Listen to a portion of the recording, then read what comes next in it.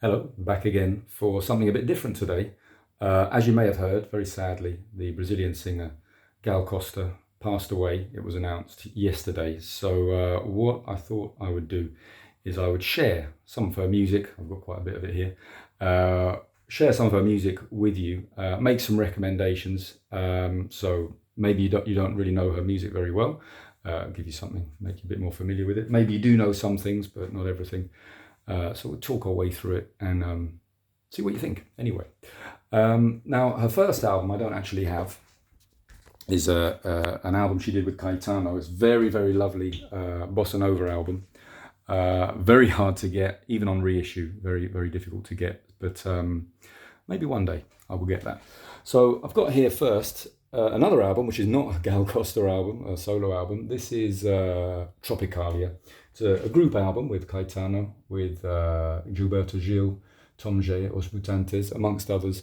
And it was their musical statement of intent of the Tropicalia movement, which was kind of like a celebration of traditional Brazilianness, but also in what was modern at the time, with it, obviously with the North American music and the influence that had. But doing something very different, and not just music, art, literature, poetry, all involved in that. And Gal Costa is very much identified with this group. That's her in the centre of the picture in the yellow dress. Her song "Baby" is features on this album. Now, according to Discogs, this is her next album, but I'm actually going to leap over to this one because this is often referred to as her debut album, Gal Costa here. And it has the song "Baby" on it. It's a wonderful album, and definitely one that is worth seeking out. Originals, very expensive. One just sold on eBay this week in the UK for over £100. But there are some reissues available. This is a very nice Japanese reissue, and it's really good. I have to say, I used to have an unofficial 90s reissue, and this just has sounds on it which I'd never heard on the bootleg version I had. So lovely pressing. There is also a Polysom version. Polysom Brazilian reissues, generally they tend to be of astoundingly high quality, so they're very much worth checking out. They also tend to be of generally astoundingly high price, which is a bit of a problem. They come with a plane ticket from Brazil included. I think there's a Polysom reissue of this one. Sadly, I don't have it. This is a 90s repress, not very good. But this is an album which is definitely worth checking out if you do like your thrashing guitars. This is her psych masterpiece, really. Confusingly, it's called Gal Costa as well, this record, but sometimes referred to as Cinema Olympica. It's actually got some very sweet music on it, but it's probably most famous for the wild, trippy guitar cacophony that you get in certain parts. It's a great album. I'd love to have a better version of this to really appreciate it more. When it's good, it is fantastic, but certainly more for the psychedelic minded, that one. That's probably more of an all-round crowd pleaser. Moving on, this one often gets overlooked, Legal. Wonderful album as well. And of these, in original form, of this, certainly this top row of records, this is one actually not too difficult to get. I've seen it quite a lot, fairly reasonably priced. A lot of the others in original form can be very expensive. A great album. Again, it's got quite a lot of psych and rock going with it, some folky elements, and then just that sweet Gal Costa music, slightly bossa nova touches and everything as well. Definitely worth checking out that one. That's not a first pressing. I think it's a second edition. It has an extra track on it, but really nice. Definitely worthwhile.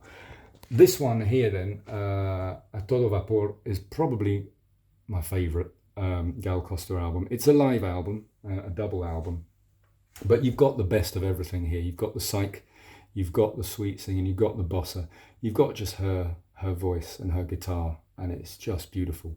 The sound quality as a live recording is perhaps not brilliant, but when you've got a voice like hers, and the band are pretty tight as well, it's a wonderful thing. Really nice. Ooh. Oh dear. There it goes. Really nice gatefold on that one, showing the times there. Really good stuff. And that then brings us to this album, which is probably the one that most people know, India. Lots of stories and scandal perhaps with this because of the cover. But a great album, this, and I think moving on to a slightly funkier sound here. By this stage, I think the sort of Tropicalia ethos had sort of died down now. And there are some perhaps slightly psychedelic elements to it. Not so much. It's more the funkiness that comes through on this. Again, this is a nice early pressing as well, with a nice gatefold there. It's a classic Gatlin concert there in the blue light. And I think as a starter album for Gal, this is where most people probably begin. Unfortunately, it's been very nicely reissued by Mr. Bongo, so it's an easy one to get. And actually, looking at these first albums, it's important to point out she was a really important figure in Brazil, because this is where she's an absolute she's a rock star, but a bit of an outsider though, like avant-garde. And the whole influence of these people on what at the time was Brazilian move towards democracy and out of dictatorship. It's an important role that artists can play in that, and she was pivotal in that. And a lot of the tributes I've been seeing have mentioned this as well, particularly since the state that Brazil's in right now. She is a very, very significant figure for many reasons. Now, this last album here is the end of this first period of Gal Costa, really. Great album, this, Cantar, with lots of help from João Donato, fine artist as well. This is her first big album, which was huge in Brazil. And this is the album that really signaled her beginning as a pop superstar, moving away from being a kind of avant-garde artist. Now she's just like a big pop megastar basically in Brazil. And lots of classic Brazilian songs on this record. A really nice one to check out. Some nice funky stuff as well, which was really good as well. So that whole top row is perhaps the sort of collector's delight of Gal Costa. But these ones below are definitely worth checking out, a lot of them as well. Here's just a couple of sevens from that late period that we're up to, which is about 1975, 76, I think. This is a nice one that's got tunes from the Cantar album. This is it's not a 45 actually, it's a Brazilian 7-inch, so that'll be at 33 RPM. And there's a nice Portuguese copy of a theme song to a soap opera. Whoops. Oh no, keep falling off the wall. Okay, so let's move to the second period, or maybe it's the third period of Gal Costa now. This is her now as pop superstar. The rock elements, the psych elements are kind of gone, but there's still some fantastic music. Gal Canta Caymmi is a wonderful album. She sings the songs of Dorival Caymmi, famous songwriter from Brazil. There's some real surprises on here. Definitely worth checking out this album, I think, because it's not an expensive one to get. I think this is a Portuguese copy, but you can get this one. Like I said, the ones there on the top row, hard to get in original form, but this one's very gettable. A few really great songs on that. Nice album, sticks together. Caras y Bocas, to be honest, kind of forgettable. I only really have this because I couldn't not have it. It does have a nice photo montage in the middle, but there's no tunes really on that one, to be honest. I need to give it another proper listen, but it always seems to pass me by. Now here with Agua Viva, we're moving on to a lot more slick sound. This is a good album. I like this one. It's got a lot of interesting stuff going on, but it's these three that come next that for me are just like a classic trinity of pop heaven. This is Gal Tropical, Aquarela de Brasil, and Gal Costa. These three albums, they are her as the queen of pop in Brazil, basically. Of the three, I think probably I love this one. Lovely bottom end on that album. Great songs. She actually recorded a lot of her earlier songs. So this is from 79. And she recorded a version of India, which appears up here on that one. And that was only about 5 years previously. And you can see the evolution.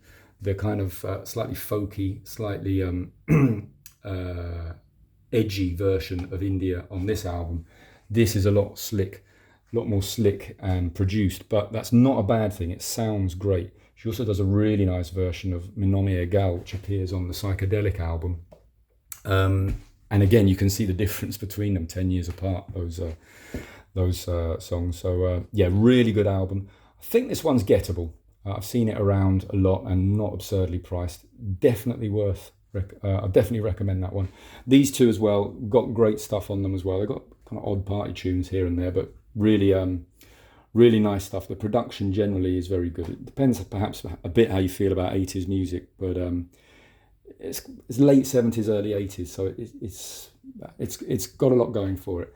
Mina Voss, this is the last one I've got here. Very nicely done, but you can see it's kind of tailing off now and going into a bit of saccharine 80s pap, and I don't actually have many after that because they're not really my thing. After that though, when you get into the 1990s, the 2000s, I think she has some worthwhile stuff, definitely worth checking out. But it all tends to be on CD only by then. But yeah, that's a kind of overview of everything. Obviously, to make life a lot easier, a compilation is always worth checking out. And here's a nice one. This is The Art of Gal Costa. And that basically is a nice overview of all of the top row of albums that I've got here. So it goes all the way from her first albums along to Cantar, and really nice package to get, nice double album there. And again, not an expensive one, usually pops up quite a bit. Always good. I'm not going to do any needle drops like I normally do because I think she's worth checking out. Have an explore on the internet or the Spotify, whatever, if you don't know her music. And if you do, yeah, I mean, this, like I say, this top row is beautiful stuff, and it's just the sweetest music. But some of the later stuff, there's amazing stuff as well. So I've been listening to a lot of Gal Costa since yesterday evening, and she is my favourite artist. So all I can say is thank you so much for the music. I hope you enjoyed that. Thank you for watching. All the best. Till next time.